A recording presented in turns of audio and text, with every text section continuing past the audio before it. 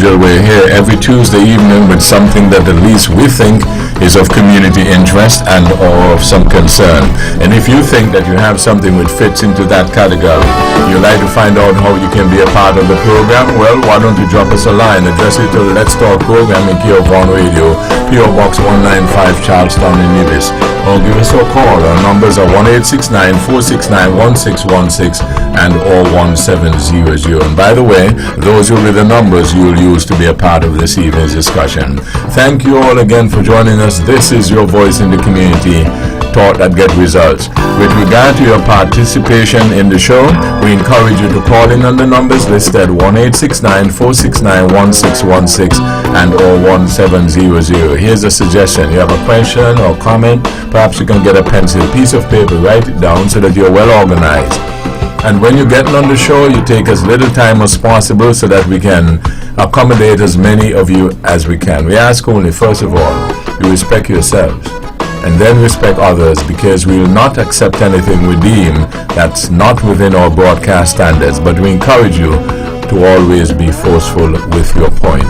Thank you all again. By the way, you can follow the live video stream of this program on our Facebook channel, our Facebook page at Vaughan Radio, and the YouTube channel at Vaughan Radio. Click subscribe.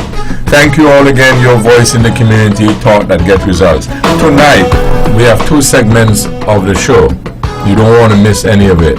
The first segment, the Honorable Cleon Stapleton Simmons. Good evening.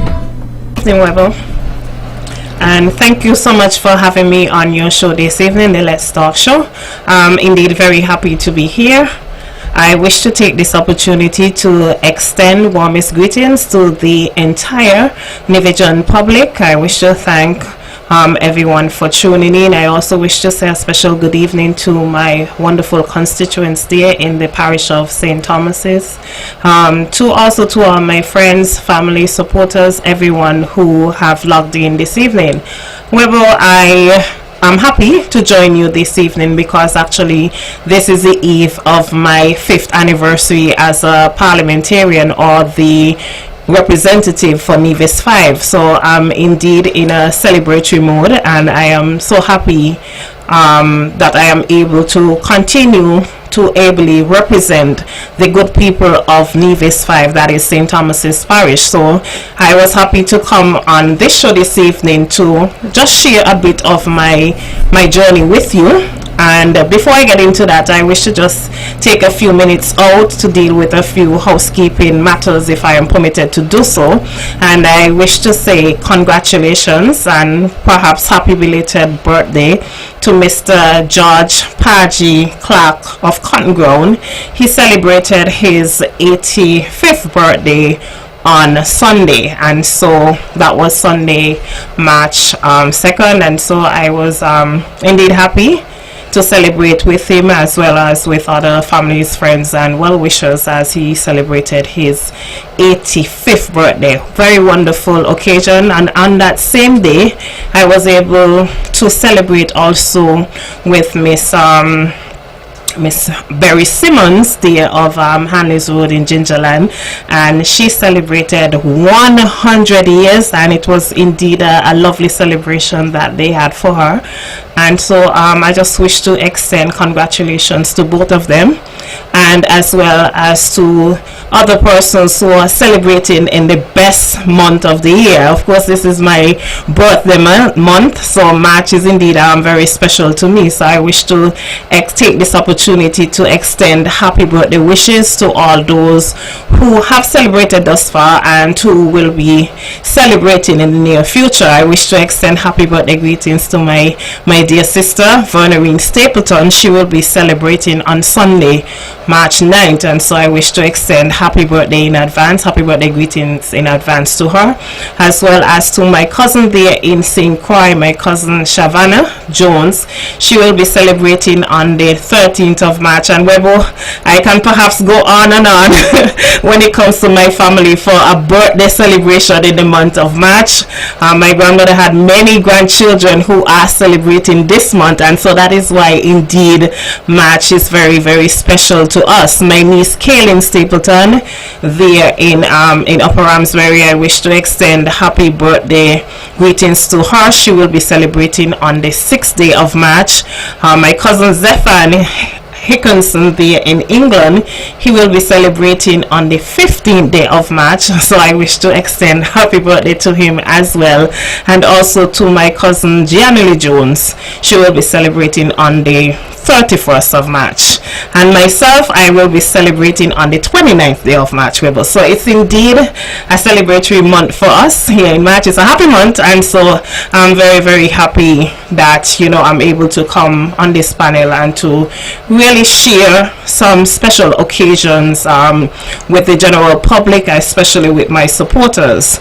I wish to also take this opportunity to extend a special invitation to everyone to come on out on March 8th, where I will be celebrating my 5th anniversary as a parliamentarian at Cotton Ground Village, right there by the Cotton Ground Market. So I extend an invitation to one and all, whether you are a supporter, family, friends, everyone, just come on out. It's going to be a good spirit. We are going to celebrate the occasion, as well as I have some information that I wish to reveal at that time to share with the general public. So I'm looking forward to seeing everyone who come out and celebrate, and I wish to take this opportunity to extend my express my deepest appreciation and gratitude to the good people of St. Thomas's for their support over the years, for electing me first on March 5th, 2020, on a second time on December 12th, 2022. So I am indeed very grateful always for their support, the continued support and their love. And so the celebration on March 8th is just a way of me giving back to the constituents and saying thank you to them always for their support. Webbo. Okay, you had mentioned that you were happy to be here to celebrate, your 5th anniversary. Yes. And needless to say, we are very happy also that you have come here to celebrate with us. Thank you. One of my philosophies of life is, I heard a gentleman give a speech one day many years ago, and what I took away from it, the main tract of that speech was to accentuate the positive. Yes. And that's one of my philosophies of life. And contrary to what some people may think, when I do my work, that's what I'm interested in. Yes. Now, some people may think otherwise, as would happen later on, because we got some questions that people want to know. Certainly. So we're gonna get to those. But I want to start off by congratulating you on your 5 years of service so far. Yes. And to let the listening public know that the second segment of the show you will remain with us, but we will do some addition. Yes. We do a lot of matter around here. Sometimes we add, sometimes we multiply. We hardly divide. I don't think we're good at that. Or subtract. we add and multiply. Yes. Okay. So why don't we do this then? I know that you will want to say something to your constituents in particular and the wider constituents as a whole. So why don't we do that first, and then we will speak. Certainly. Okay. So to my beloved constituents, I wish to extend heartiest thank you to all who have supported me over the years, whether you voted for me, even if you didn't vote for me, just a general support, words of encouragement. I am indeed happy to be of good service and to be your humble servant. It's always a pleasure of mine to really be able to represent people, to engage and to serve from the bottom of my heart. I think that was the main reason why I entered into politics in the first place, and not just to serve any particular organization, but really to serve the people the best way that I can. And I believe over the years I have done a marvelous job in doing so. Back when I started in 2020, and it has indeed been a journey, one that I can look back and reflect upon with indeed some very proud moments, because when I started, I believe back in 2019, it was perhaps October 2019 when I first came on the scene and started the political journey to contest the by-election. At that point in time, I was a representative of the Nevis Reformation Party, that is NRP. And so it was, indeed a pleasure for me to come forward after being asked basically by the then former party leader, I think Roberto Hector, as well as Mr. Parry. And so it was a pleasure for me. I thought it was indeed important at that time for me to come on board with the party and to certainly to offer myself of service, and I have done so. There are a number of projects that I have worked on since being elected, and even before I was elected. I remember distinctively during the period of COVID-19, I remember I was initially one of the first parliamentarians who started the food and essential care drive right there in my constituency, and that was something that I think I was very proud to do and happy to do, and I think the people of St. Thomas's really appreciated it at that time. Also, I was able very instantly to start the legendary program, which I used that avenue to advocate for social change and to just really be an advocate for the people of St. Thomas's and the people of Nevis by extension. And so that was one of the achievements that I was very, very proud of, as well as being able to launch the Lowland Community Foundation. It is now coined or has been rebranded as the Lowland Community Development Foundation, and from that foundation I have used that platform really to assist a number of persons in the constituency and in the community by providing scholarships, by providing general support, also by starting a small business assistance program where we were able to successfully establish and assist a young constituent there in Barnescott with the Cotton Lime Barbershop. So it has been a journey, Webbo, and I am indeed happy that even within such a short space I was able to do quite a lot extensively in the community. And so I'm very happy, I'm very proud of that, and I trust and hope that the people of St. Thomas's would be able to reflect upon that and understand that I did come prepared to work, and I have indeed offered myself, and I have work, and now I can perhaps rely comfortably on my track record. The first question I would like to ask you is how you got into this thing. Nobody, well, I don't know if a lot of people heard you on the fringes, and certainly us here and thought that get results. To a man, everybody, well, who is Cleon? So were you in the political parties and so on and so forth before that? I know you have said before that you were perhaps a supporter of the Nevis Reformation Party and so on, but there are persons who you would more hear on the forefront. Yes. So indeed, Webbo, and I'm happy that you asked that question. I have always had an interest in politics. It's something that I always see myself getting involved and actually doing. For me, initially, I was of the view, and perhaps like many other young persons who want to get involved, that I had a lot of time, or perhaps I was too young, so I was not actively involved initially. I would support, of course, the Nevis Reformation Party as a voter. That's who I voted for, as long as I have known myself.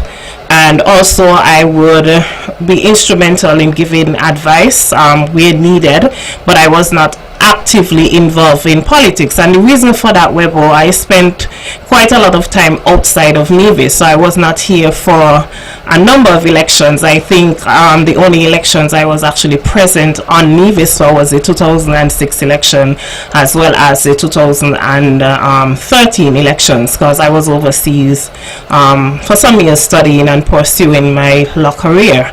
And so, of course, most people who know me know that I always had an interest. I would from time to time post, even back then, posts on Facebook, and people knew that I generally supported the Nevis Reformation Party. That is why I think it was not so much of a difficulty for Mr. Parry to as well as other persons to really seek me out at that point in time, when he did decide that he was going to retire from active politics to really take over in that particular constituency.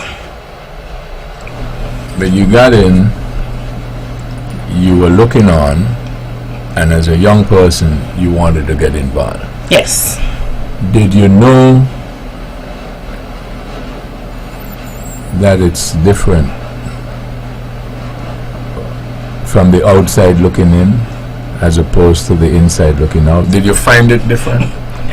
I certainly did. Looking back with the benefit of hindsight now, it indeed was a totally different experience. When you're outside looking in, you're thinking that you want to make a contribution, you have some ideas, you think you can certainly make a sterling contribution towards moving your country forward. And I think that really is the focus at the end of the day when you're outside looking in.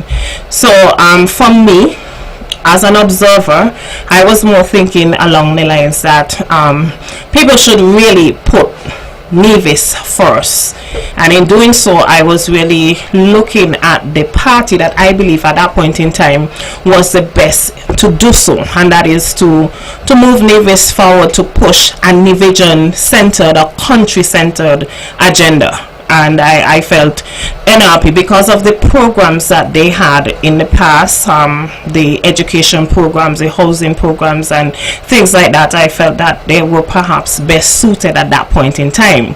Politics to me, you have a vision, you have an opponent, you are working towards winning an election and being able to represent, not just in terms of individual seats and constituency, but being able to represent and take government. And I think essentially that was my thinking. When I got in, I realized it was perhaps harder, more challenging than I thought. And simply because politics have this nature where sometimes you see the best of people, you also see the worst of people, and so you have to be able to maneuver and deal with that. And so I think that was somewhat, I wouldn't say surprising, but I think perhaps I was not prepared to deal with that aspect of it perhaps at that time. Your first couple of years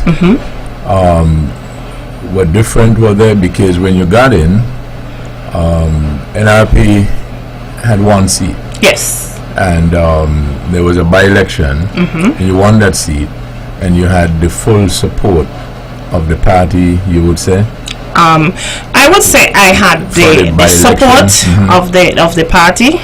I'm not sure if I would say full support, but I did have the support of the party. I think at that time Mr. Roberto Hector was the party leader, and he was easy to work with in terms of, I don't know if perhaps because I knew him from before, but he was very easy to work with. The team that we had there at that time under the leadership of Mr. Webbo Herbert and Mr. Patrice Nisbet, I think because they were more experienced politicians and they kind of understood, they were able to offer advice and to give some level of guidance. And so it was, the transition for me was made somewhat easy because I was working with a very experienced team at that particular point in time. Neither of them at the time were elected representatives.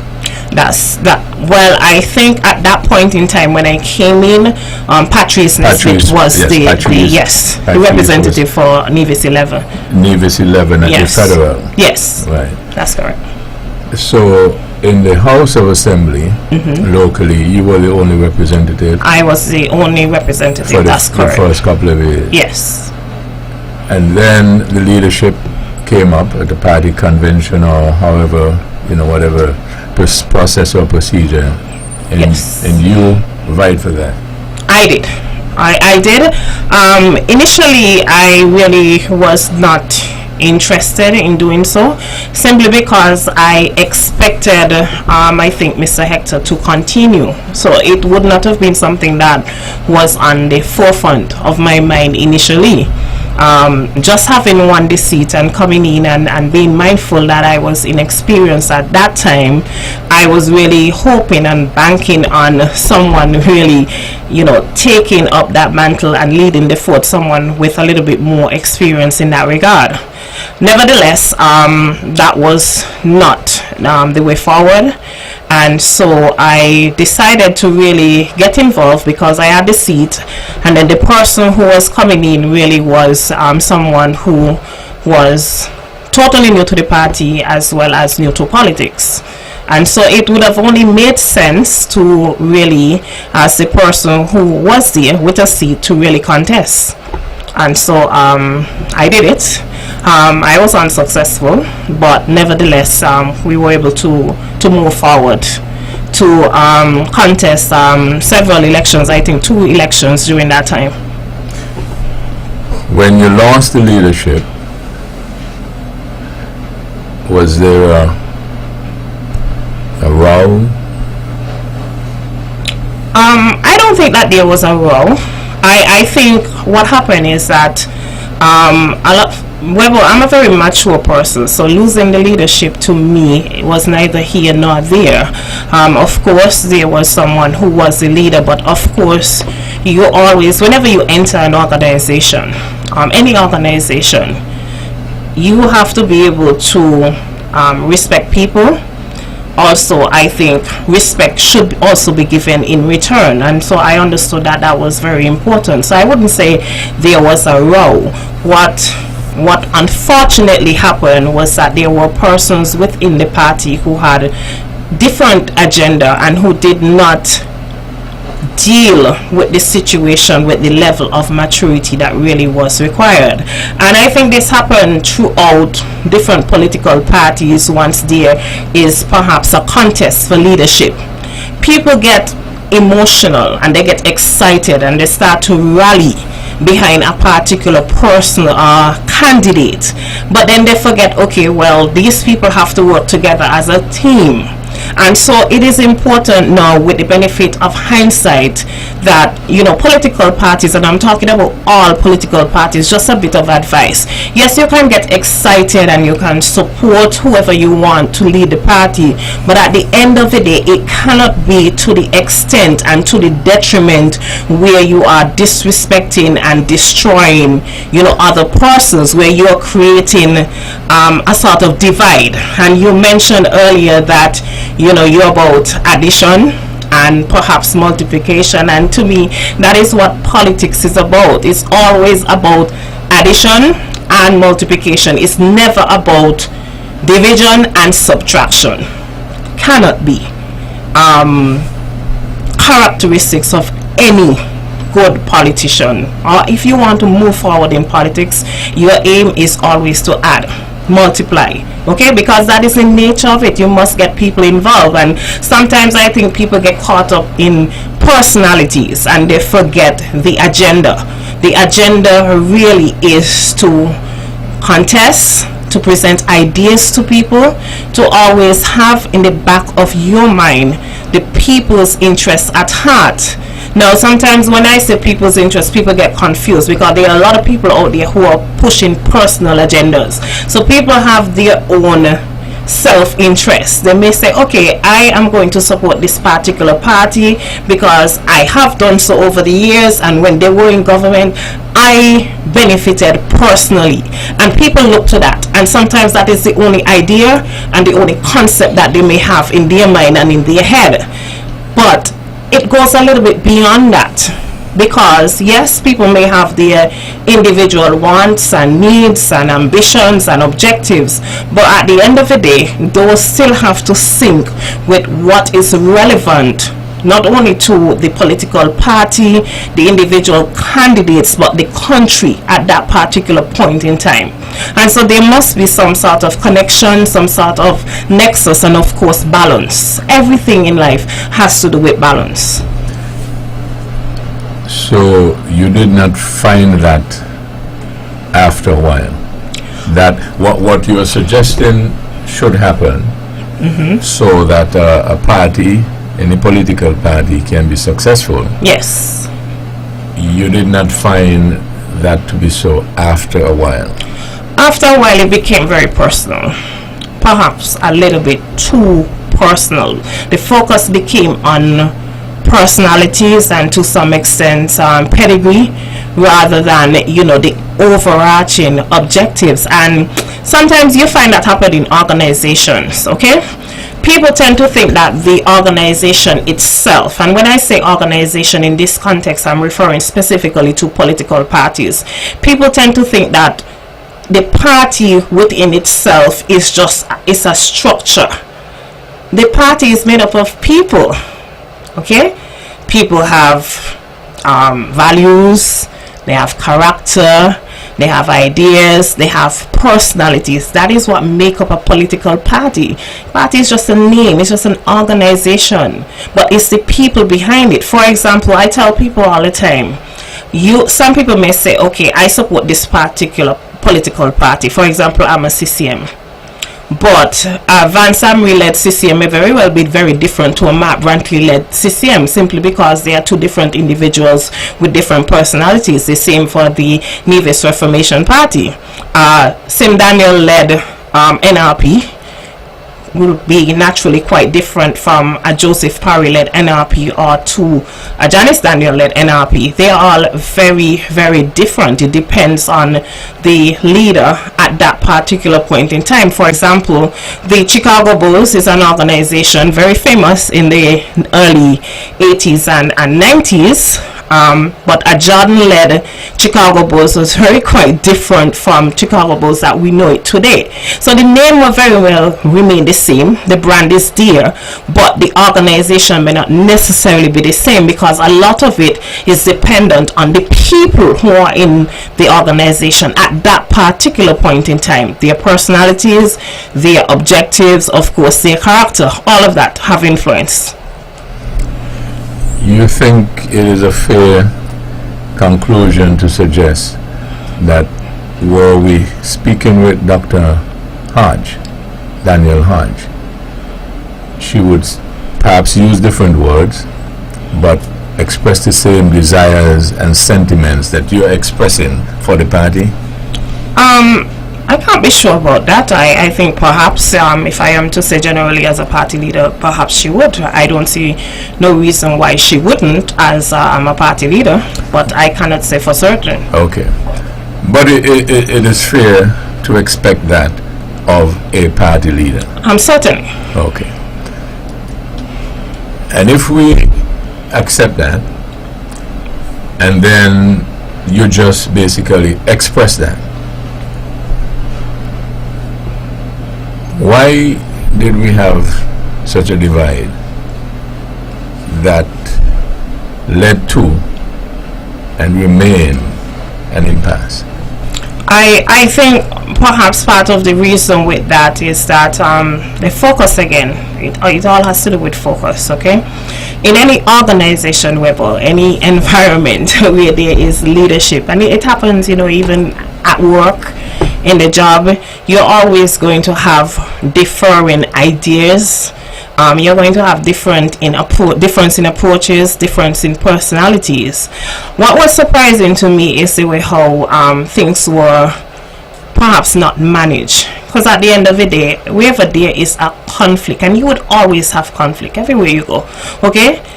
Anytime you have a situation where you don't have conflict, or you don't have free will to express your views, then to me that's a dictatorship. Okay, it's no longer free. So you would always have varying ideas, you would have difference of opinion. The issue for me really was, how do you manage those? And it all has to do with conflict resolution. I noticed that we have a trend here, and perhaps more so in these little Caribbean islands, where the focus is on not conflict resolution, but more so discipline. In politics, everything you do, almost 90% of your work is voluntary. Okay? Everything you do, you are volunteering your time. You're not getting paid. The only time you get paid to do something is if you are elected. And even then, particularly if you're on the opposition benches, this is certainly not enough. And so you have to volunteer your time. Once people volunteer their time, that time must be respected. It has to be respected. Okay? It should never be an approach where, especially when you're dealing with public dimensions, such as a political party, where people feel it should be treated as if it's a private entity, and they're operating as if they are chief executive officer of a private company or something like that. Okay, so you will have conflict. We saw one played out in the public, which led to the impasse, unfortunately. But I think the approach should have really been conflict resolution, not necessarily discipline. Because if you seek to discipline somebody, especially in politics where people are volunteering their time, trust me, you will be wasting your time. But what if people argue, though, that was applied or suggested, but you did not cooperate? I think that would be very false. That was not applied. I remember a distinguished gentleman, not a member of the party at that time, I don't think he was, but just someone who had an interest, offered to have a mediation session to resolve the the impasse issue, and the matter was resolved. You are still the representative for St. Thomas's. I am. And you have just expressed your desire to serve the people of St. Thomas's.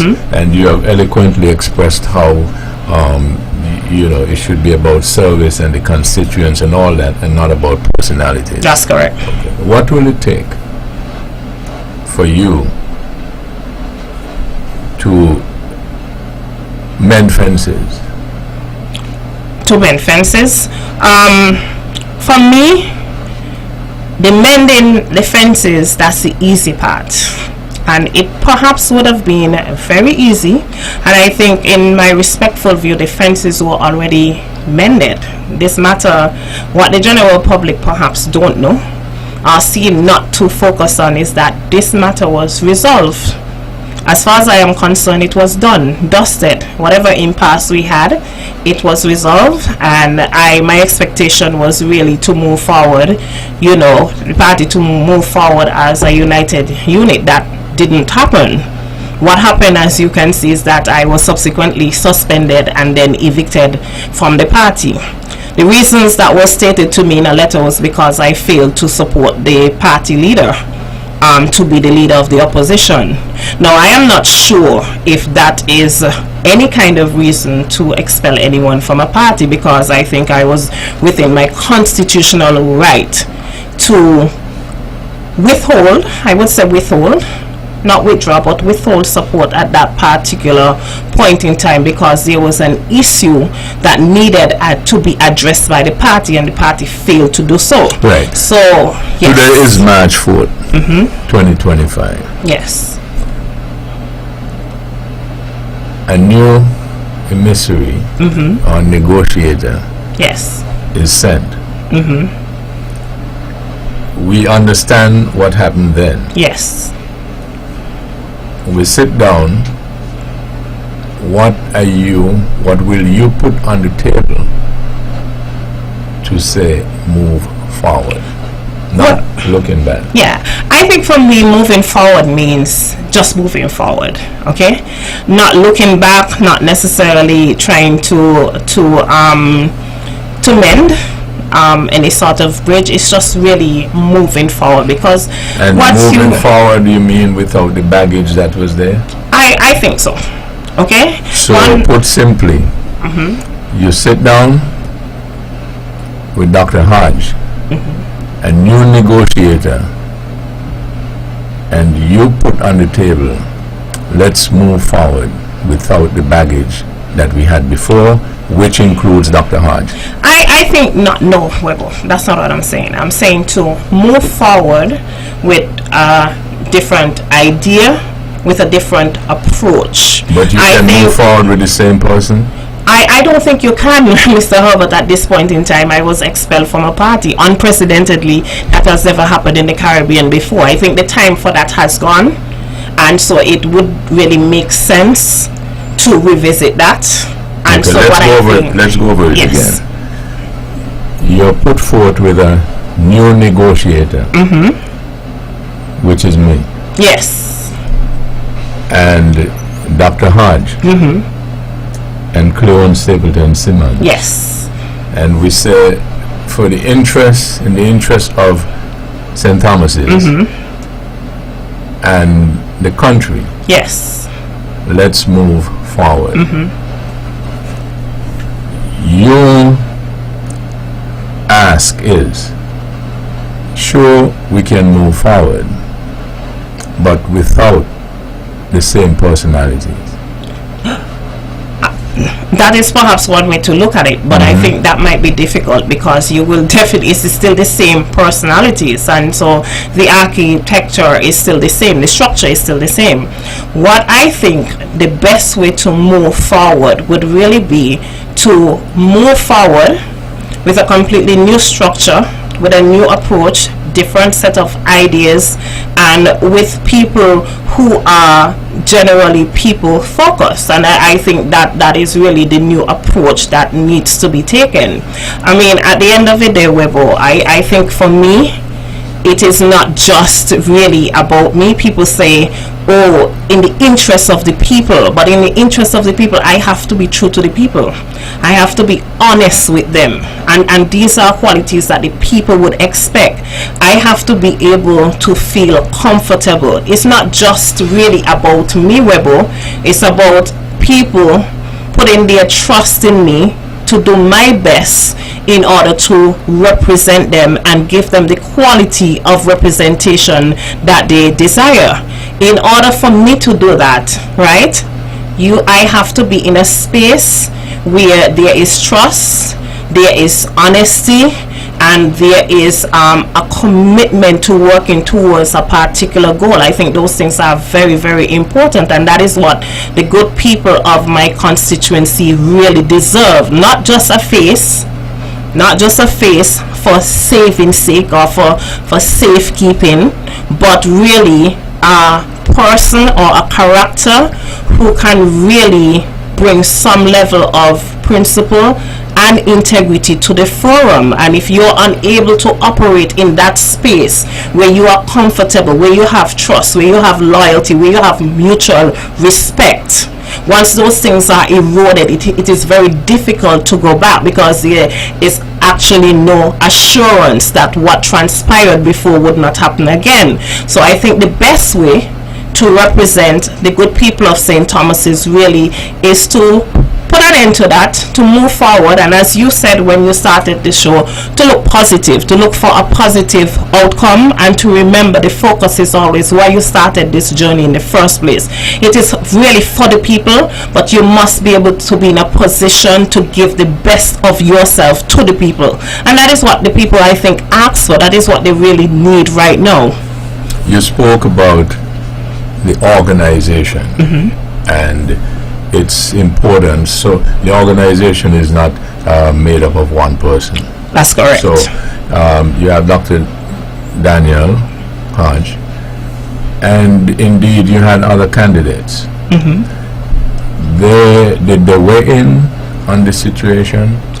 No, not So that not to my knowledge. I'm not sure if they did. But that certainly is interesting. So you have an organization. You have, when you're running an election, you have 5 candidates, and there's a feud. Yes. That spills over into the public, and you don't know what stand the other candidates took. Well, what I can say to you, I could only assume that the stance that was taken would really the stance to suspend me and evict me from the party. I mean, that was the stance. That is what was communicated to me. So I could only assume that is the stance that the other members of the party took. I mean, it was an executive decision. But what I can say to you is that for me personally, I am not aware that any other candidate or member, save and except for a disciplinary committee that was put together by non-members of the Nevis Reformation Party at that time, that those were the only communication that I received.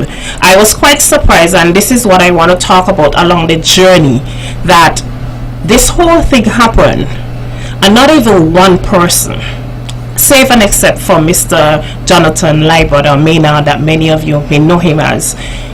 He was the only person who stood up and said, listen, let us try to resolve this, and it was resolved. No one else came to me. No one else asked, how can I help? I was even surprised by members of even the clergy. This thing played out in perhaps the worst way possible. And not even members of the clergy who supported NRP, no other mediator came forward and said, you know, let us take a mature approach to this and let us resolve this. And so that is why I am saying it is very difficult to really go back to that. So I think the time has come to really move on. Is it fair to conclude, based on your utterance, that the person who is at the other end of this feud is Dr. Hodge? Is that fair? Is it fair to deduce that? Because you have said that, to your knowledge, you do not know what was the utterance or the opinions or the decisions of the others, correct? That is correct. Okay. I would say that she alone is the person. Of course, she is but that's where you have the evidence for. Yes, and the impasse was between the 2 elected members, of course. But surely it's a political party, and so whatever decisions were made, I could only assume that it was not made by just the leader alone. There was an entire body that supported that decision. So notwithstanding you did not hear from the others explicitly, you are concluding that they were supporting the decision? Well, that's what they communicated to me by various letters. The party took a decision. I don't think it was Dr. Daniel Hodge alone who took a decision. It was the party's decision. So in that case, even if Dr. Daniel Hodge were not the leader anymore, and in fact were not even in the party anymore, you wouldn't be interested in going back? I think the best way to go, Webbo, is really to move forward. You have to really move forward without that group of persons. Yes, I think the space, because there's no monopoly on representation. Of course, there's no monopoly, and so it's really important to just look at it for what it is and to move forward. Like I said, there was no attempt to even remedy this situation. It was simple. We are taking this decision. We are kicking you out. We are going to do it in the most unprecedented, for lack of a better word at this point, way, and we're leaving it there. Well, let me ask you this. it was comprised of, as you had eloquently expressed earlier, organization consists of persons who have different styles Yes. and characteristics. And you gave examples of CCM with Mr. Brantley and Mr. Amy, and NRP with Mr. Daniel and Mr. Parry.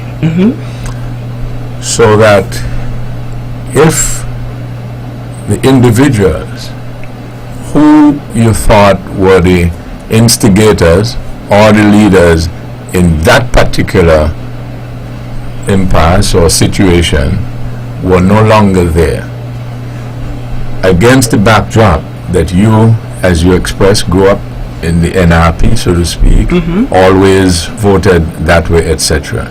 And so that those individuals are not there, and having said that a political party or organization, any organization, right, can have a different outlook with different personalities. So if those personalities were no longer there, then what? Well, you see, over the years, there has been different individuals, but I think what remain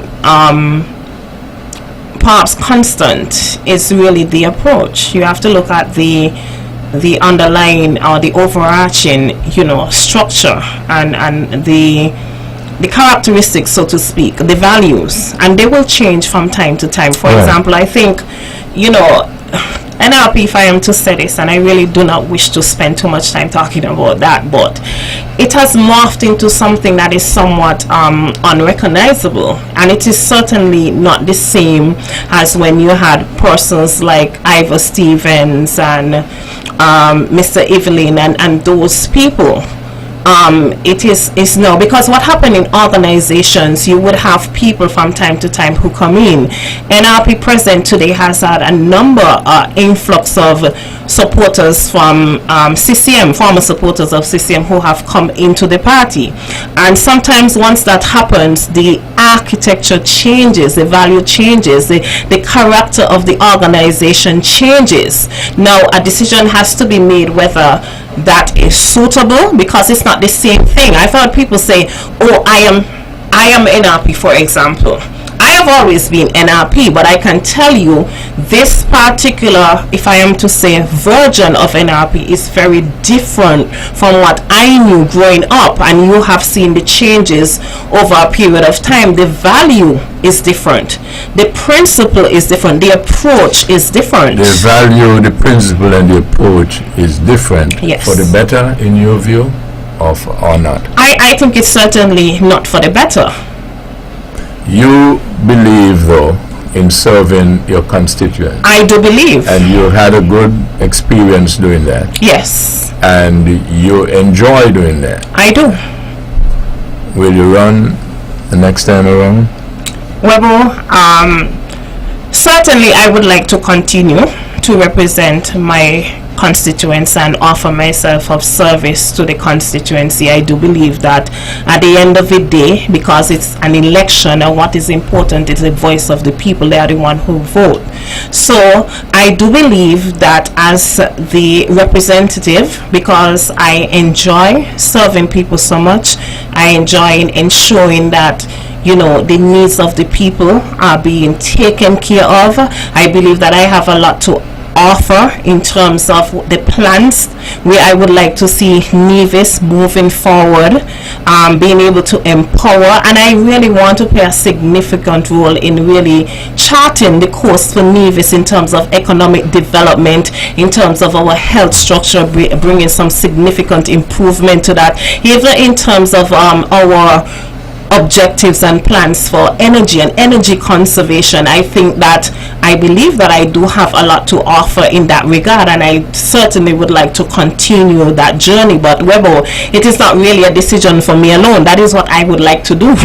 Okay, but of course, because we're dealing with politics, we're dealing with people, I can only do so if the people are willing to have me do so.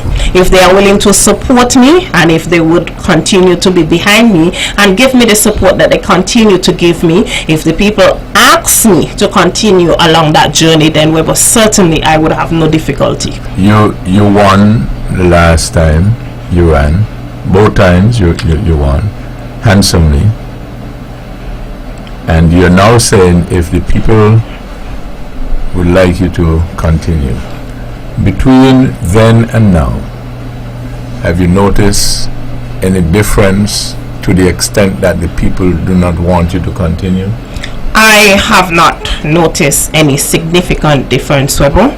There are some people who obviously, I think, because they are perhaps have the mindset that they support a particular party, and if that person is no longer a part of that party, they may not necessarily give that person their support. But I do believe for the majority, people are now getting into the trend where they are looking at individual persons, not just the party, but who the party is bringing forward, the individual candidate. They are looking at that person's character, that person's integrity, that person's ability based on their experience. And so at the end of the day, it's a matter for the people. Okay, the people would be the judge and the jury at the end of the day. Right, and that's at the end of the poll. Yes. So as you stand now, there's been some fallout, but it's not significant enough to deter you from continuing serving the people and continuing. So you get the feeling nobody knows what tomorrow may bring, much less a year or two, but we can always prepare. Yes. Okay, so as we sit here now, what the situation is, you will do what? As we sit here now, I would offer myself to the people. Once the people would have me, offer myself to them.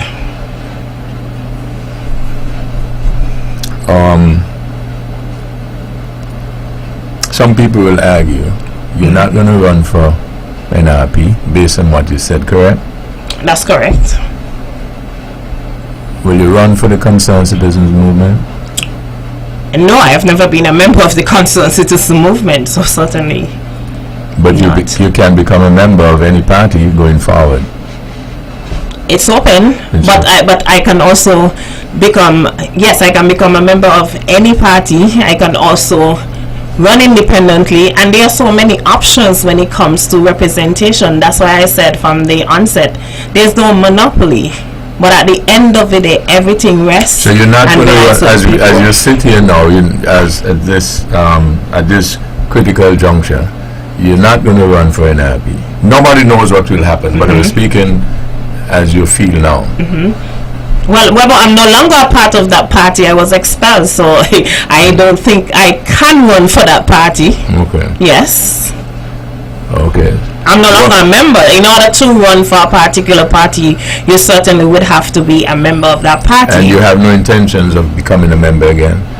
Because you can certainly become a member again and then run, correct? But Webbo, that option is not available to me. It's not one that has ever been offered on the table to me. Okay, so as it is, based on the factors, you're not planning to run with the Nevis Reformation Party?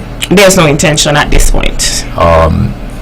All options are on the table, but as we stand now, you're not planning to run for the Concerned Citizens Movement? Certainly not. Okay. Again, I'm not a member of that party, and I have never been invited to do so, so certainly not. But you just expressed that you would like to continue.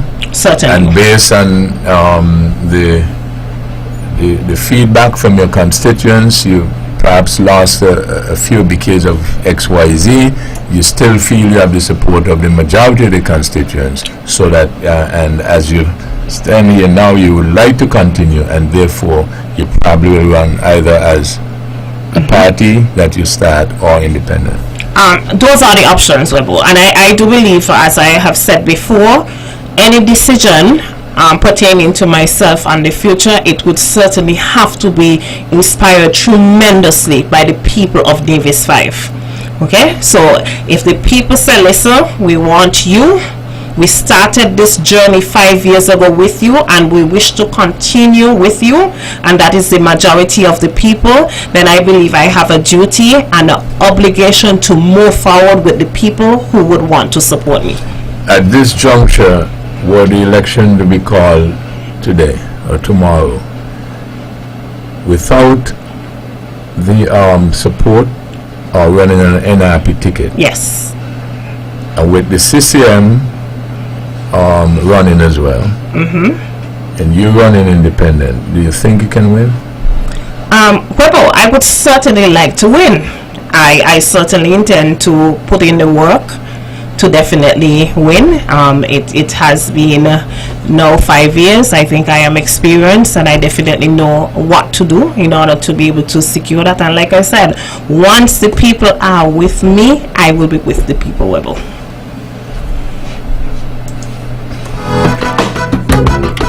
We'll be holding you over, going to the next segment, and we'll be back after these. Builders Paradise is offering a large variety of floor and wall tiles at very competitive prices. Builders Paradise has over 2 million pieces in stock, lots of different styles to choose from. Whether you're renovating or tiling a new house, Builders Paradise has what you need. Wow! Oh, and remember, we're open all day Saturday to serve you better. This is something that you can't refuse. Visit Builders Paradise today at the C.A. Paul Southwell Industrial Site in St. Kitts, or call them at 466-4938.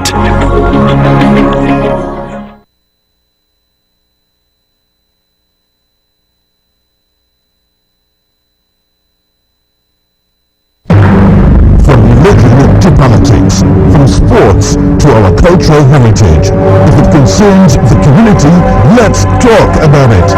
It's not just talk. In-depth interviews, discussions, issues, and different opinions. It's both sides of the story and the lighter side of life. Webbo Herbert hosts Let's Talk. Join the show at its prime time hour, Tuesday evenings at 7. On the Powerhouse. Fun.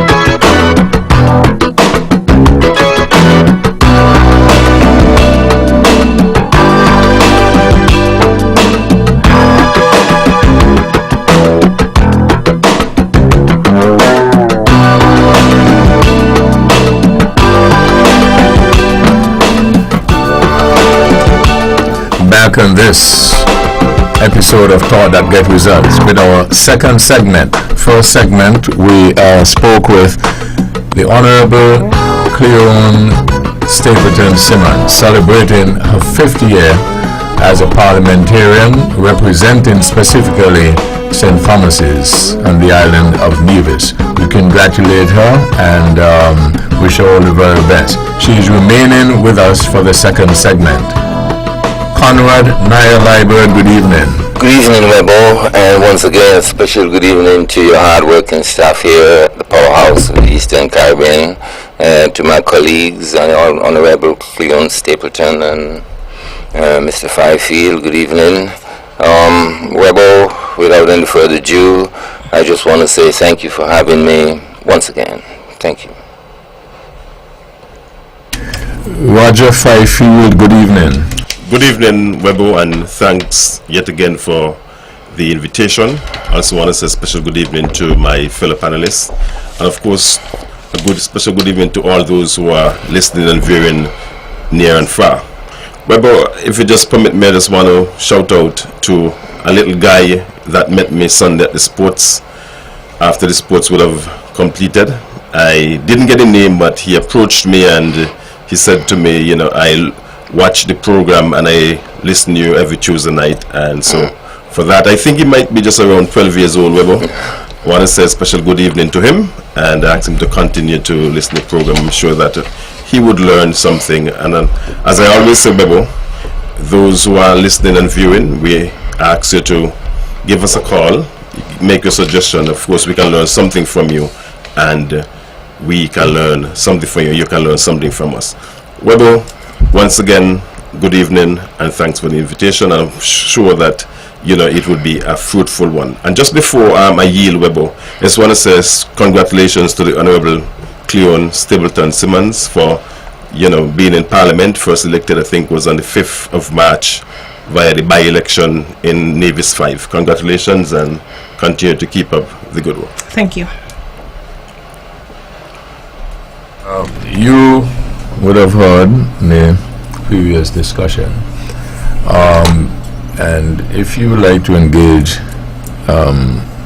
Cleon, that's fine, but and if you have anything you would like to put on the table, that's also fine.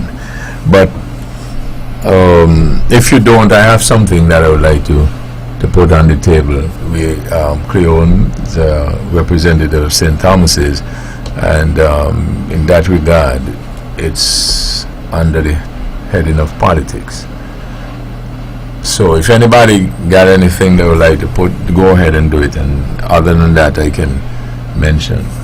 I just want to say also, join my brethren in congratulating you on your 5 years of being a parliamentarian, and I hope you would have gathered some experience, and of course you are a player in the Nevis politics, and I do hope, I wish you well going forward.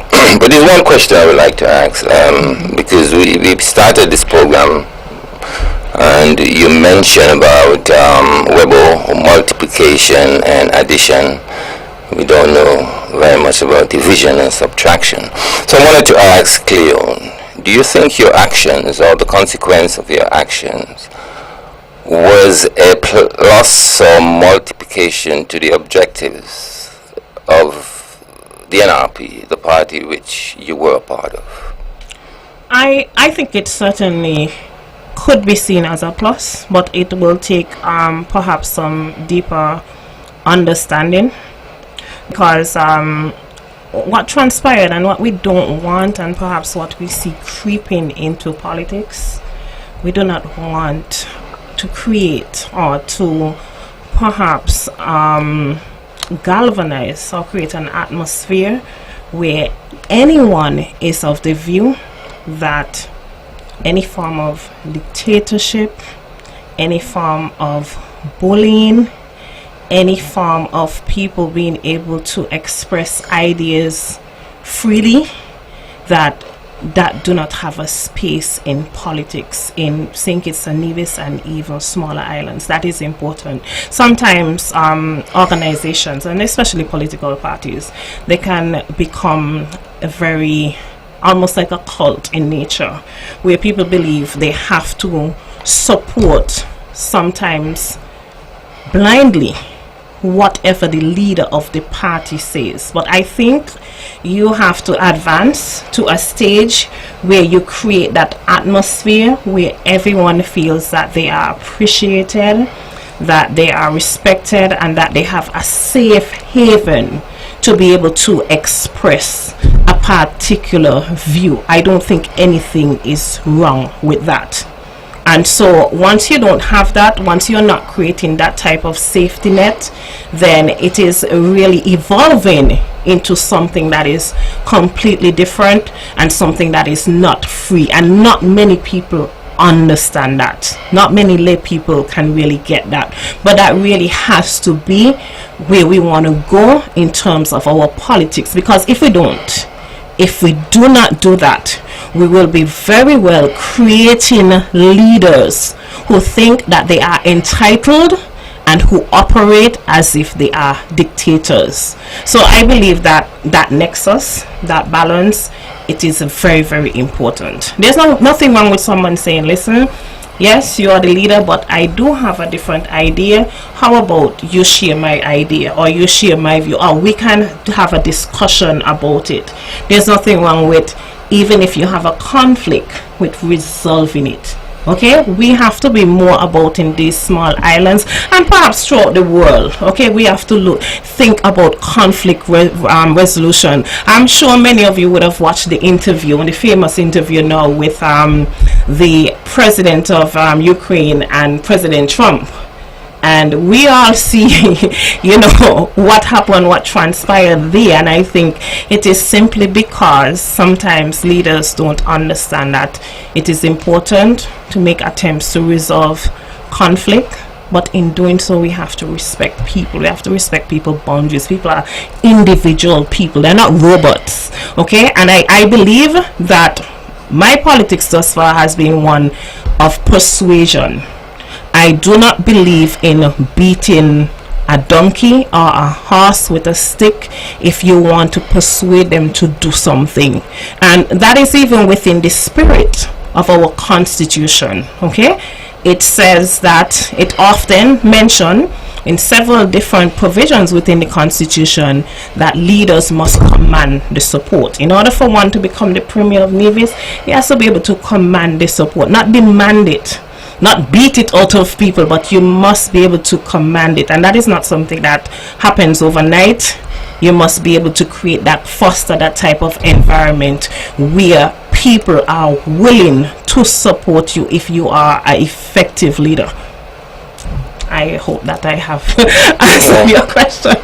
Okay, just one more question, Webbo, or one or two more. I hope I don't, go over my time.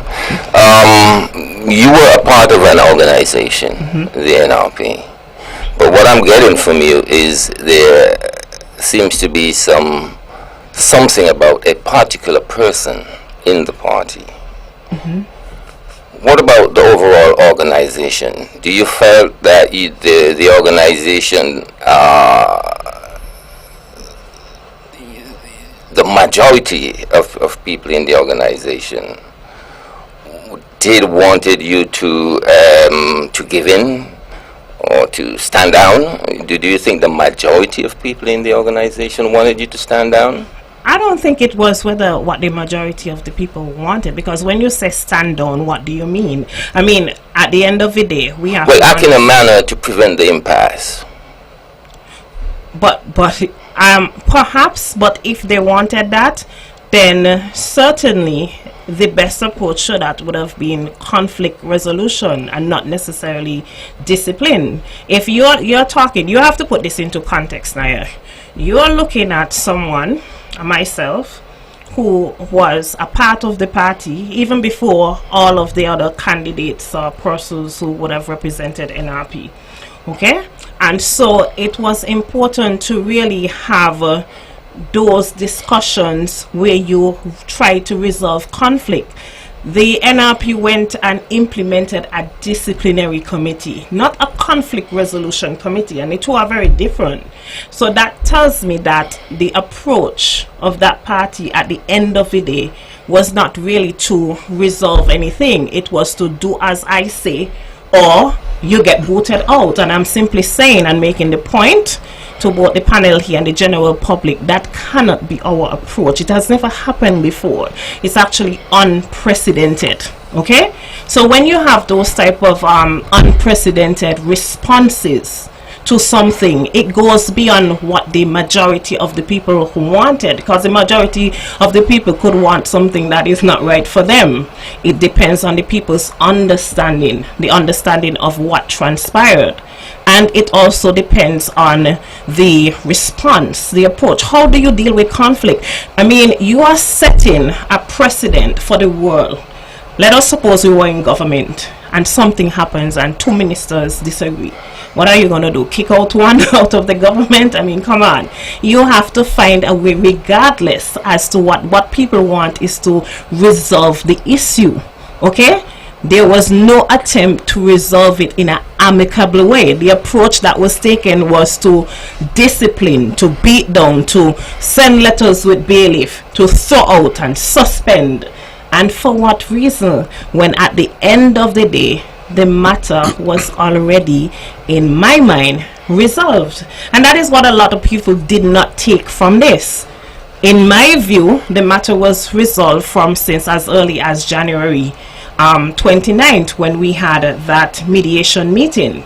The agreement was, okay, we're having an issue, not on the leadership, as people were misconstrued. I supported the leader of the party to be leader of the opposition. The issue was the selection of a senator.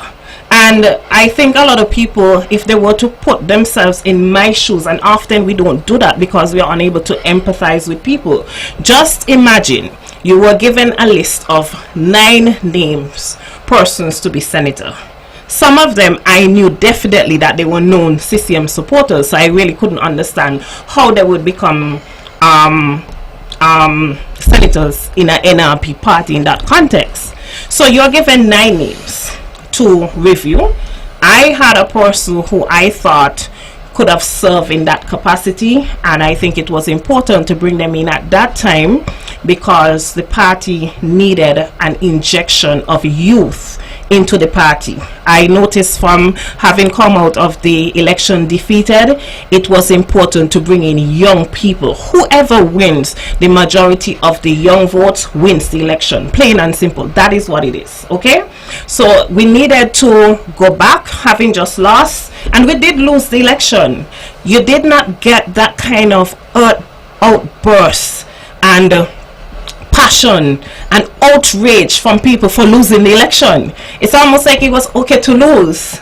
But then when you had an impasse in terms of senatorship, people went all out of their way, and that really tells me something about the people within the organization, and perhaps to a larger extent our Nigerian society and culture. And that is something that we have to watch. We have to focus more on conflict resolutions and be able to solve problems without demeaning and degrading and trying to destroy people. That does not work. And that is why I say from inception, politics is about addition and multiplication, not subtraction. People may say, oh well, Cleon, you divided the party. And I will say no. What I did, I expressed a view. I said that I was not prepared, okay, to support what the leader of the party was proposing at that time. She wanted a particular person to be the senator, and I couldn't support it. I just couldn't support it, simply because in my view I did not know that person to be a supporter of the Nevis Reformation Party at that time, because for one, I know that they in the past they served on a CCM board. I also knew that they had some they actually represented a consultant who sued Mr. Parry at that time, and the consultant said he was having a difficulty finding an NRP lawyer to really, any lawyer to represent him, because no one wanted to go against, Joseph Parry. This person did it, and I was like, hold up, I don't know this person, and I shouldn't even have to be making that argument at that time, because having been in the party and serving and contesting or being involved in 4 elections, I never saw that person. So my view was, hey, hold up here, I don't want the 2 of us alone to make this decision. Let us take it to the party executive for the party to make that decision, and then as was promised, and then whoever the party decide, we will give that support.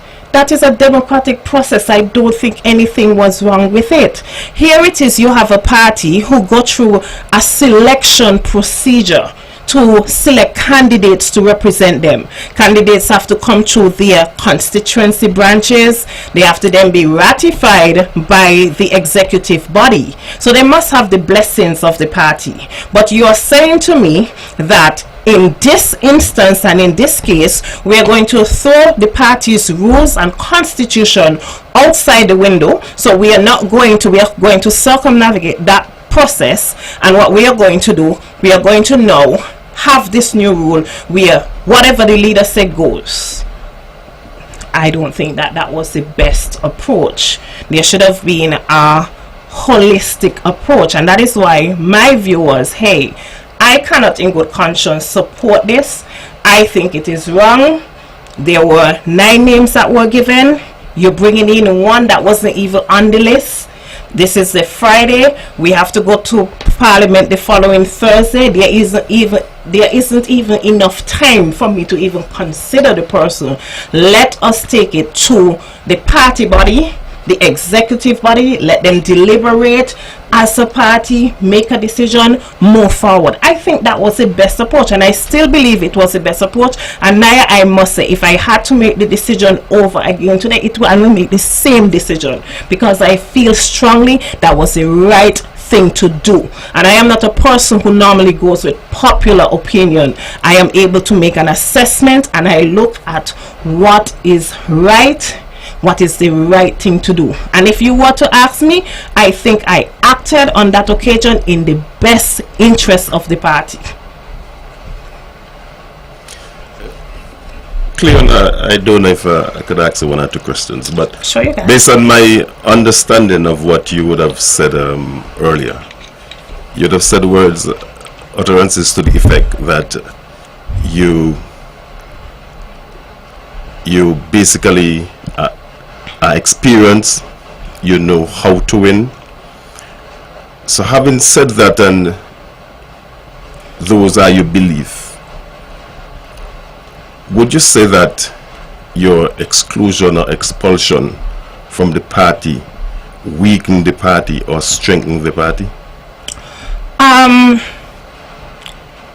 I would have to say, because politics is always about addition. So anytime you have to subtract, you will be weakening the party, and we saw that in a previous time with this particular party. For example, everybody would remember the famous court case where voters' names were subtracted and people could not vote. They were removed from the list, and in my view, that's a subtraction. And we all knew what was at the end of the day the resultant of that. It resulted in that party losing an election and being unable to serve 2 terms. So for me, anytime you have a scenario where at the end of the day the resultant is where you find you subtract or you exclude people, especially if your party in opposition, I would say that it weakens the party. That is never the approach. The approach always to be persuasive, to resolve conflicts, and to invite and persuade people to come and join, but never to kick out and throw out who you have. Okay, you can't bring in new people but throw those that you have existing, because essentially what you will be doing is you will be subtracting. Okay, it's a numbers game. Let me get this. Good evening, thank you for holding. Good evening to you and your panel. Good evening. I would like to ask the Honorable Stapleton Simon if she actually feels that what was done, all the machinations or whatever you want to call them, was really in the best interest, not of the party, but the people of Nevis.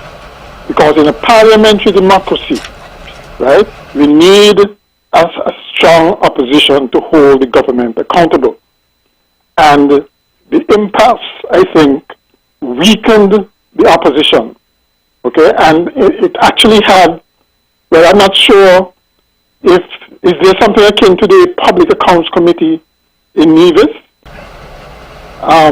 like there is in the Federal Assembly, because I don't know if the same applies, but if you look at what obtains now, where we don't even have a Public Accounts Committee in the Federal Assembly as it is, because of apparent what they call it, collusion or cooperation or whatever between the government and who is supposed to be the leader of the opposition, which is supposed to head to chair the Public Accounts Committee.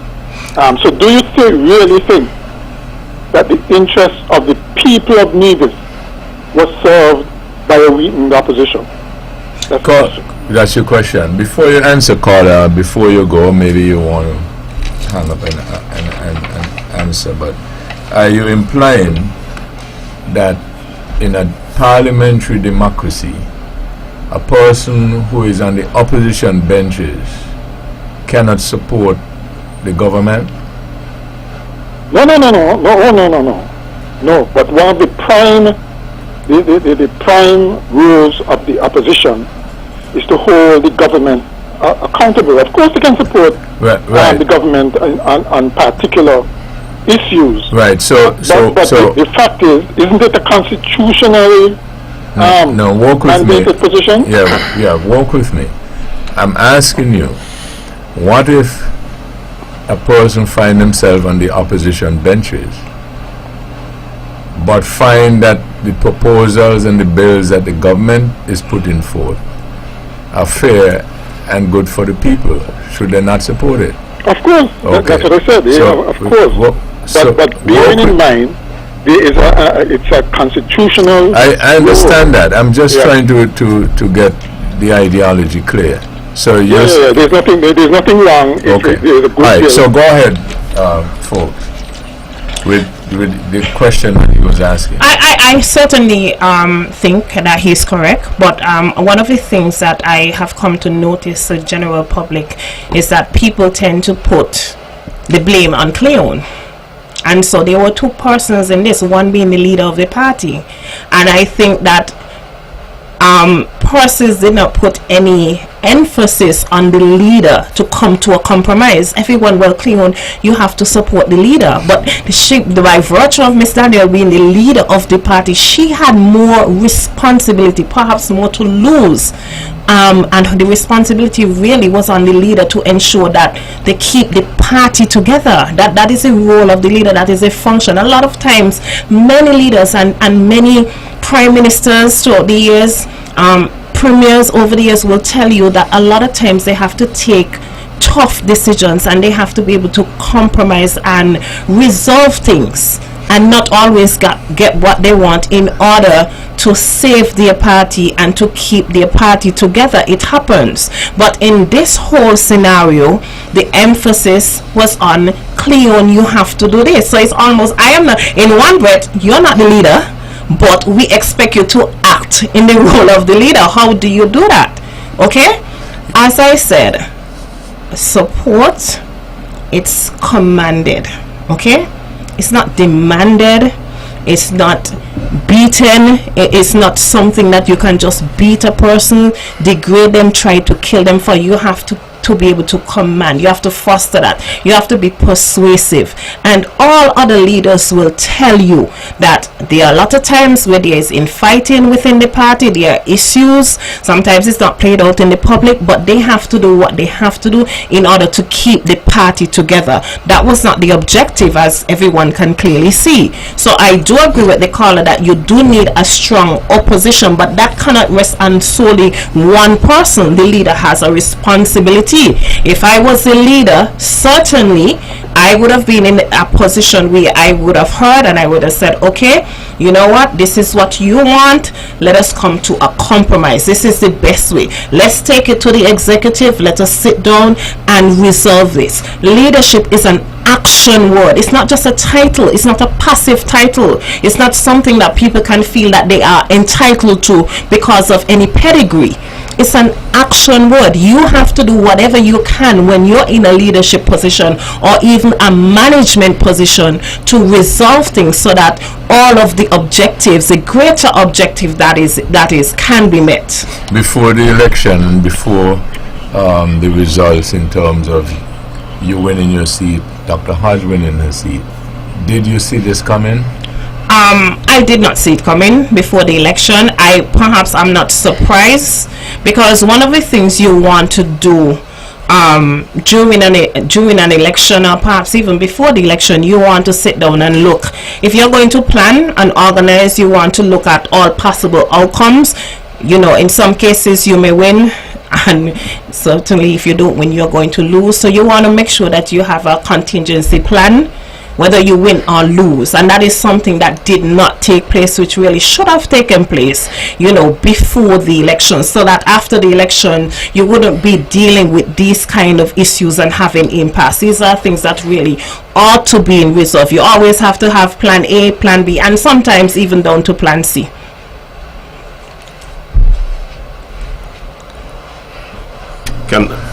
Yes, go ahead. Mr. Simmons, you spoke to contingency plan, and you would have said that there wasn't any. So did the NRP at that point in time going into the election, and I know you would probably say yes, all parties going into election would go with the intention to win, but not having a plan, they would have been the winning party. Were you the winning party, would have mean that you would have to selected a senator or senators, right? Mm-hmm. So can we say that this might have very well happened? I think the possibility exists, because again, without a plan, you know, without having those discussions prior, when you're having them after, when emotions, you know, are high, maybe it would have been perhaps more advantageous had the party won. But remember, after an election where a party has lost, you're dealing with, you know, very high and peaked emotions. So are you saying, or are you admitting that the NRP are not good planners, good executors? I am not saying anything of that sort, Roger. Please do not put words in my mouth. What I said, from a factual basis, from what I recall, there wasn't any plan, or these discussions were not had. That's all I'm saying. Okay? What do you take in your opinion, then, respectfully? No. You know? No, I haven't formulated any opinion. Okay. So, you know, well, I can't formulate an opinion on it. For me, I think what I would really like to do is really look forward. Let me ask a different question. You would have said that 9 names came before you as possible senators, and you would have also said that the time frame was a short one, a short window. I think you might have said might have been the Friday, and Parliament would have opened for the new sitting on the Thursday. Yes. Having 9, and you would have also said, from my understanding, that the leader would have chosen a particular person that you weren't in agreement with.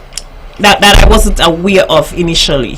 Okay. So I didn't have the time to really consider, because I didn't know at that time.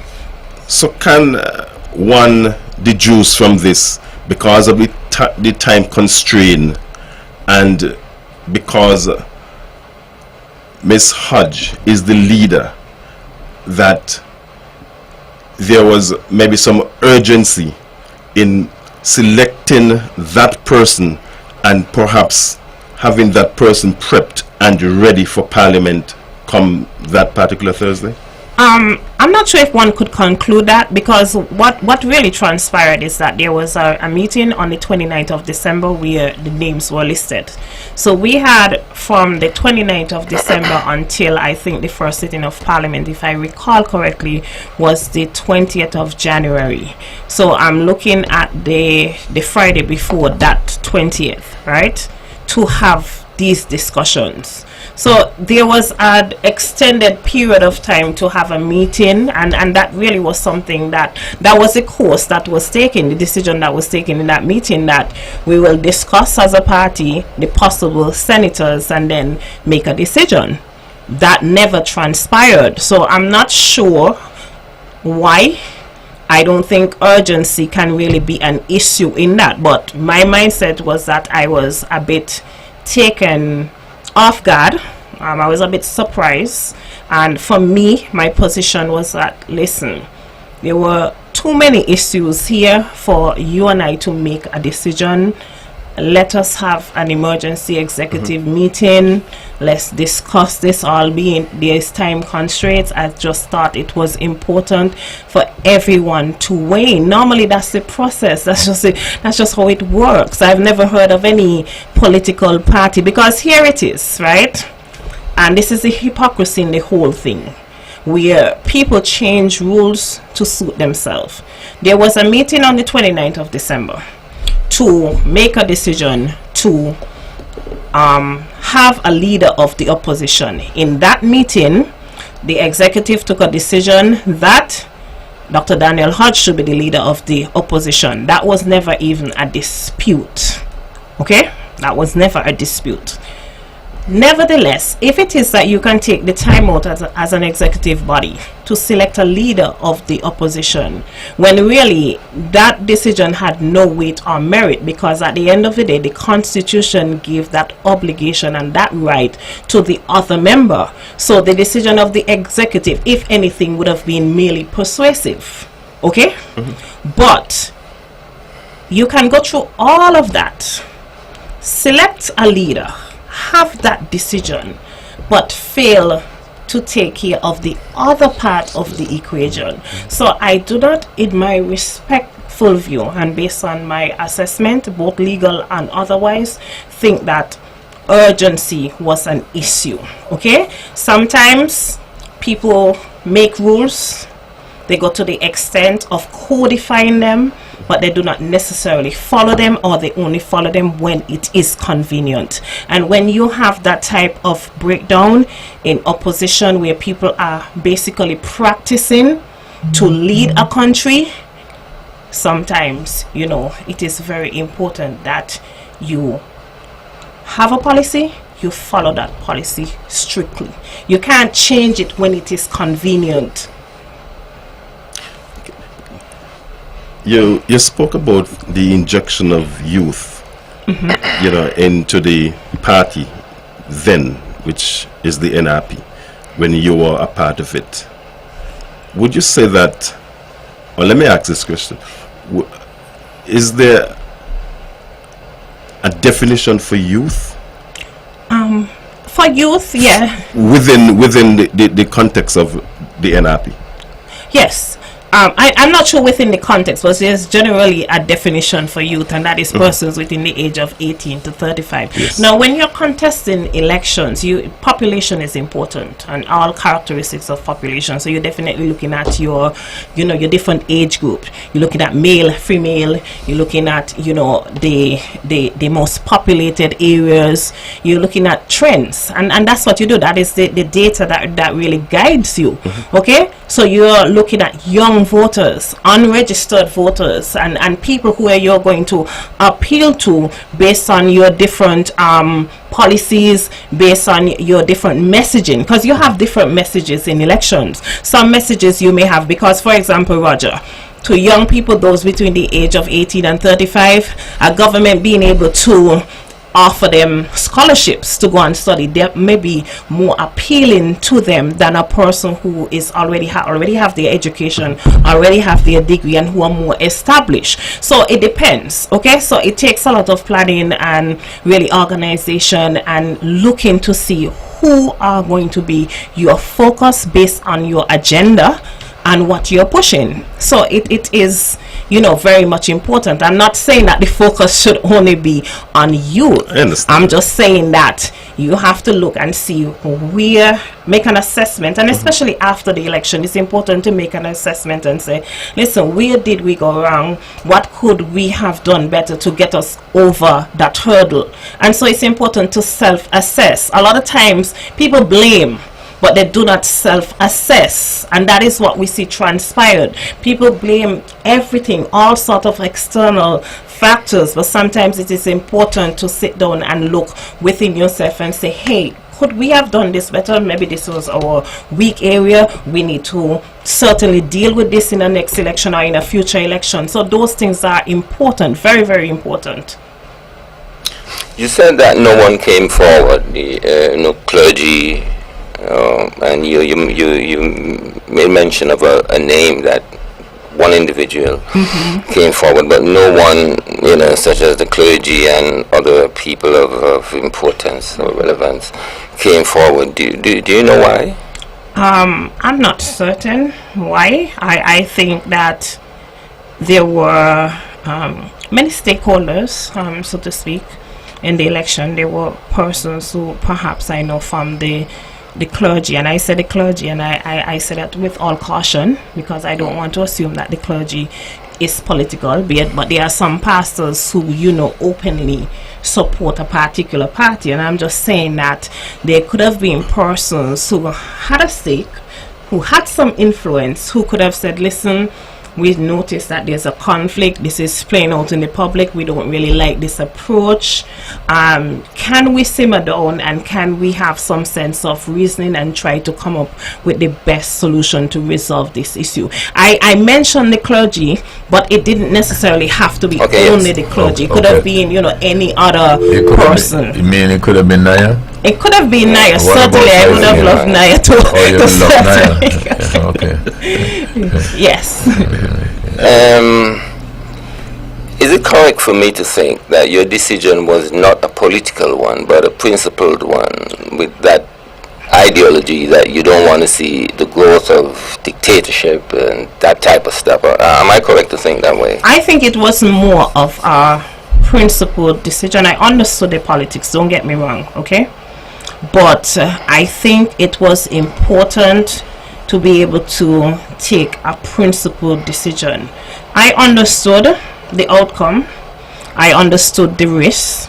There were a number of persons who came to speak to me and they were like, this is going to destroy your political career. And I think the focus was on destroying my political career. I don't know, because if I built a political career on something, okay, something that is important to me, something that is important to the people who elected me to represent them, when I came to them I said, this is who I am, these are my beliefs, this is my character, this is what I am presenting to you.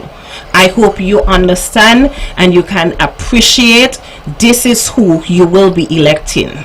If the people had no difficulty with that, then I cannot.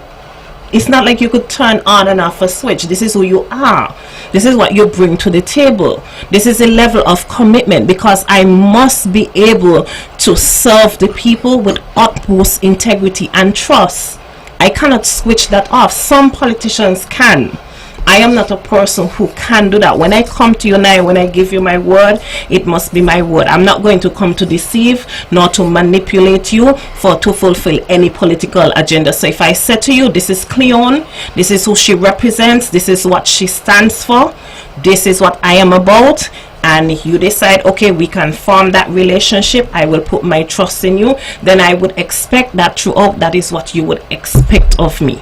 Okay, so people can talk about, yes, but the politics of it, because even if you resolve that particular issue, you will still have other issues, and that is why it is important for us to demand from our politicians, from our leaders, we must demand that they act with a particular level of responsibility.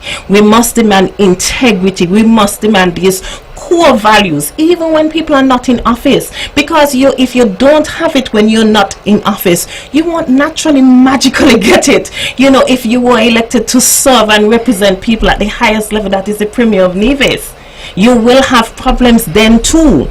And so that is why this whole process is so important, and people have to really understand this. This matter was in the public domain for quite some time before you were expelled from the party. That's correct. So the idea of conflict resolution, was it relevant after the damage has been done?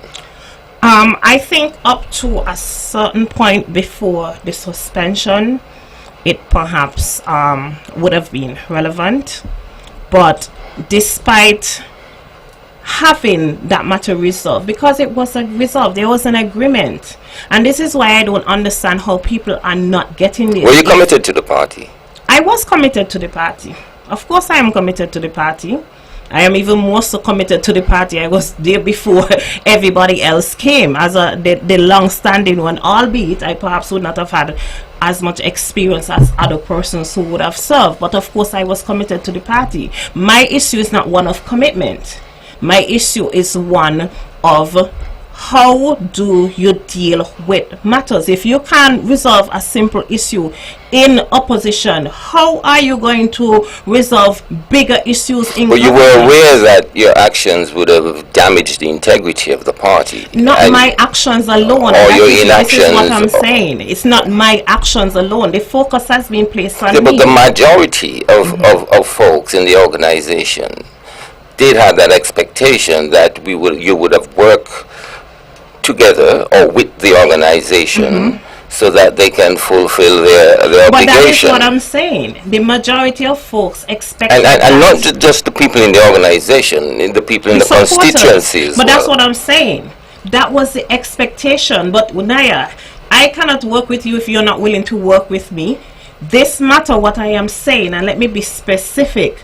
As far as I am concerned, the impasse issue was resolved on this January 29th when we had that mediation. The agreement was, okay, you are going to select 2 persons. I gave 2 names. Matters done. So you can understand and appreciate how very much surprised I was when I still received a letter stating that I was suspended from the party for not supporting the leader despite that agreement. And we have seen these type of, what I would say, deceitful actions being played out. We see it recently with the issue with the AG, where the AG said, listen, I had a discussion with the leader of NRP and I told you this is the position, okay? But yet still a Facebook post was made almost calling out the AG on something that was already agreed. It's a level of deception. The same thing happened in the instance with the Deputy Governor General and the selection of the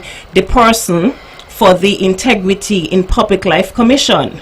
Again, a letter was written to Her Honor and the letter had 2 names.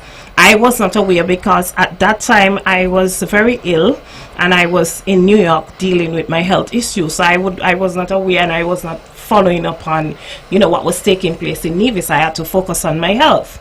But I became aware when I was CC'd on a letter that in response to Dr. Daniels' letter, which stated, listen, Deputy Governor General stated, I am not in a position to make a choice. That matter has to be resolved between the 2 members of the opposition. But yet still there was a Facebook post sometime subsequently stating that there was collusion between Her Honor, Most Excellency, Deputy Governor General, the Premier of Nevis, and myself, who wasn't even on island at that time and couldn't really appreciate the issue.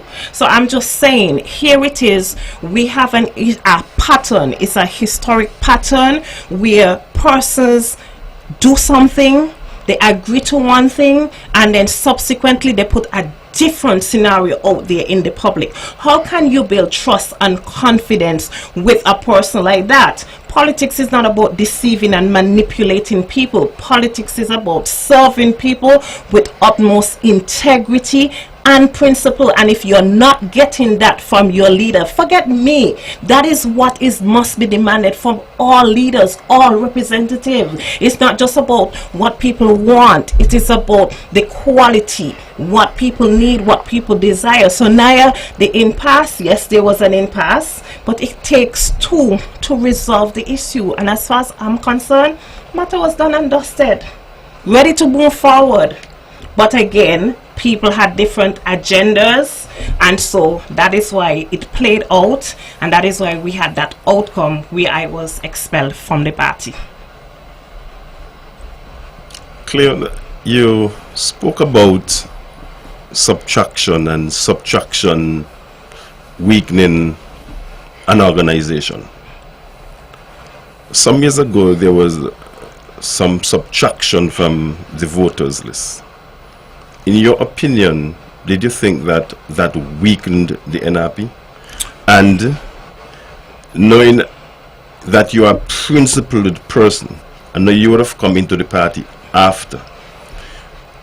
Upon arrival into the party, would you say that those issues were placed on the table and were things of the past? If I understand your correction right, I cannot speak really to those save and except what was reported in the court cases, so I don't know. I do not want to say that the party itself was really responsible for whatever took place in that.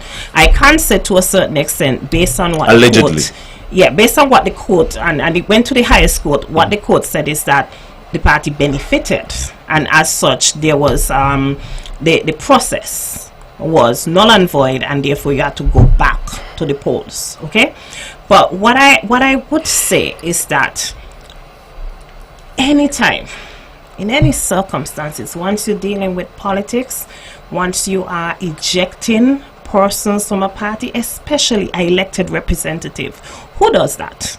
It is unprecedented, and it is unprecedented for a reason, because no sensible political party eject a representative of the people from their party. You naturally will be subtracting, you will be losing support, not just the individual but the party itself.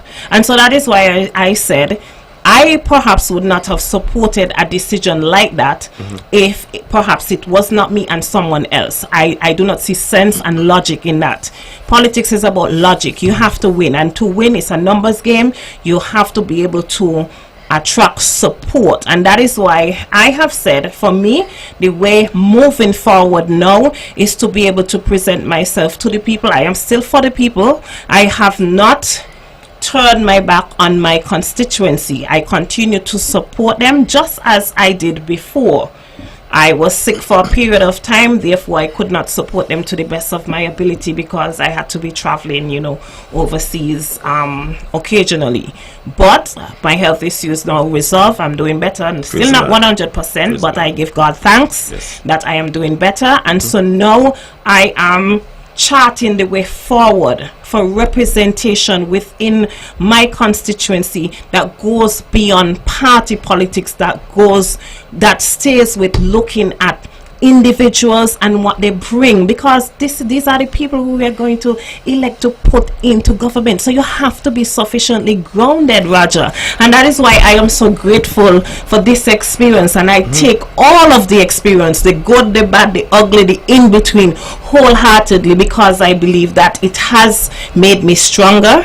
It has given me that desire to really go out and represent my constituency, and by Nevis, by extension, the entire Nevis, with a level of commitment, with a sense of dedication, because it what doesn't break you really essentially makes you stronger. That's true. In Nevis, any political party or any candidate winning an election by over 100 votes, I personally will consider a landslide. You would have won the last election you contested by much more than 100 votes, and from my understanding you would be running again. I'm subjected to correction, but that's my understanding. If once the people would have me, that is the caveat. Once the people would have me, yes. Right, and I believe the people would have you. And notwithstanding earlier when you spoke with Mr. Herbert, you would have said that you are not a part of the CCM, and the NRP didn't re-invite you, if I could use that term. And you would have also said that there are more than one channel or course you can chant. One such, based on the earlier interview, could be independent or forming a party. If you were to run independent and you were to win, and CCM win 2 and NRP win 2, then you recognize that would be the deciding factor, so to speak. And I suppose that you would have a hard decision to make. I don't know if you want to probably speak to that at this point in time. All I can say, Roger, I would be guided by the people who elected me, who vote for me. I would be guided by them. Throughout this whole process, one of the things I'm grateful for is that I was always guided by the people within my constituency. I never made any decision from an individual standpoint. When the impasse happened, I went to the people on at least 3 occasions and I said, what should I do? People said resolve it. I said okay, I have to make every effort to resolve it, and I did. I went from the position of saying I would like to have this person. I said okay, if I can't have this person, I notified them. I said listen here, I tried, but if the party makes a decision where you're not the person, I have to go with whatever the party decide. I went to a mediation, we came to an agreement, I participated. Nevertheless, despite all of that, the party still decided we are going to, and regardless of what, without even going back to my constituents, because it wasn't necessarily for me. The party also did not go back to my constituency. They did not go back to the people. They relied on a decision made by the St. Thomas's executive branch, and the leader at that time was a cousin of the party leader. So tell me how fair that would have been in any event. So there was really no due process. You had to go back to the people of St. Thomas's and let them decide. When I realized there was a legal issue, because the impasse was a legal issue, it was an infringement of my constitutional right as a parliamentary representative, and the constitution does afford certain protection. Many persons don't understand this, but it does, because you had to make a decision where the party executive made for you, which they had no power to do, and in law we call that acting ultra vires, and then they made a decision to expel me from the party based on that. So it was illegal. Certainly I went to the people and I said, should I pursue my legal rights in the court? And the people said no, leave it alone. We are going to be with you because we understand what is happening. We understand the mechanism. We understand that this is beyond your control. And so I am always guided by the people, Roger. And so in this case, it would be no different. I would be guided by the people respectfully. And based on what you are saying, notwithstanding that, you know, perhaps, and I'm subject to the correction here again, that no candidate would have run independent in Nevis and won their seat. But well, I think there was one person who did that historically. Okay, right. Thanks for the correction. Yes. But what I'm garnering from you is that you went to your people, the constituents of St. Thomas's, and they guided you and they are with you. And I want to believe, based on what you are saying, they are still with you. But based on the history of politics, apart from that one time that you would have said, how difficult or easy you think it is for you, if you were to run as an independent candidate, to regain your seat? Roger, I don't think about difficulty. I see obstacles as stepping stones. So what I do, I believe if you put in the work, you work hard, you do what you are supposed to do, and once the people need genuine representation, then they maybe not difficulty, but how challenging? There are always challenges in elections, okay? There are some persons who still do not understand what transpired. There are some persons who would hold fast and say, okay, well, this is a NRP stronghold. And so, of course, there are many obstacles, okay? But for me, I think with the commitment, with the passion, with the drive that I have, I see obstacles as stepping stones, and politics is all about persuasion. It's an idea. And your job as a politician is really to get people to buy into your ideas. And once you present the people with those ideas, then you have to hold to them, okay? Because if you don't, then you will be deceiving and manipulating people. And I am not about that. So if I come to you and I say, listen, this is what I want to do for you. This is my vision for the constituency. This is my vision for Nevis. I want to take you here. I want you to have better housing. I want you to have better roads. There's a drainage problem in Cotton Ground. I want to resolve that. There's a housing problem. I want to improve your quality of life individually. I'm concerned about your health care. I'm concerned about the health of the country. I believe this is my idea. This is what I have. I think this would be better. So once I give that commitment, then naturally, Roger, my constituents and the people of Nevis would have that natural expectation for me to deliver. So I have to deliver. Okay, so that's what it is about. So I don't sit back and worry and say, oh, well this and well that and well that. There are some people who don't speak to me today, and that is good, because eventually they will once they understand. It's about commitment. It's about working hard, and I am no stranger to hard work. So if anybody out there think, oh, it's going to be easy, it's going to be an easy walk over, well, I am here to tell them I am committed to working hard. I am committed to my constituency. I am committed to my people, and so that is what I continue to do. I started this journey 5 years ago representing them, and despite what, I am going to continue, and that's what I want to do. Once the people are with me, once they understand, then that is what I am going to produce, Roger. Well, I know that you're a hard-working individual, Cleon. I think I know you for quite a while now. Yes. And you're a resilient person too, and I think those are good attributes of a politician. And I want to wish you the very best going forward. Thank you so much. Is there going to be an event? Yes.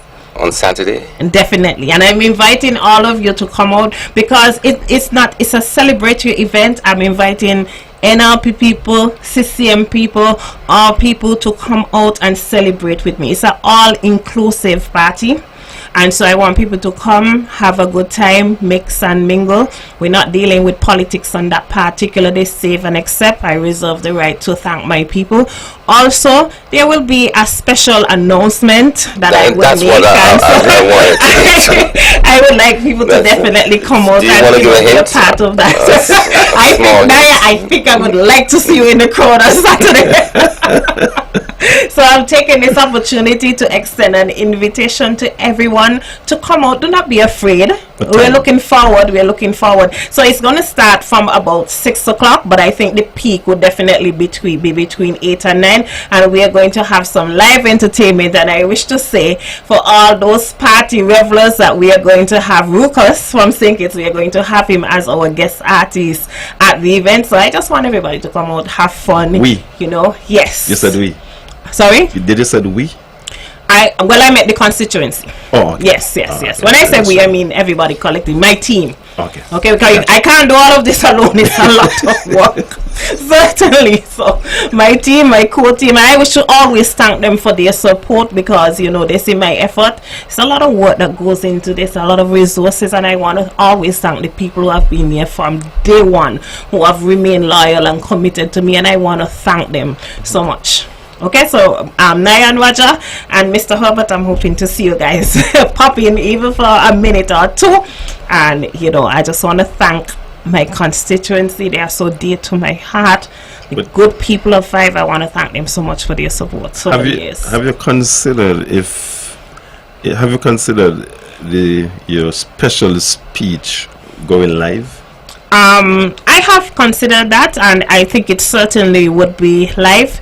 It would only be for probably about 15 to 20 minutes, and so, but it definitely would be live, that segment. The world is now waiting. The world is waiting. Certainly, and the world definitely should tune in to hear and wait in anticipation. But it certainly will be very exciting news. Okay, we're looking forward. The future looks brilliant for Nevis, and so we definitely want to continue on that particular trend.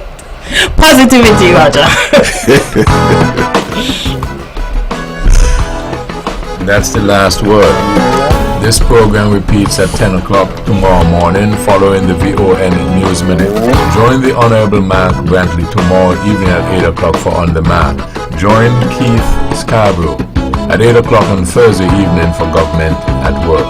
Thank you all again for joining us. This is your voice in the community, Talk That Get Results. You all have a wonderful evening.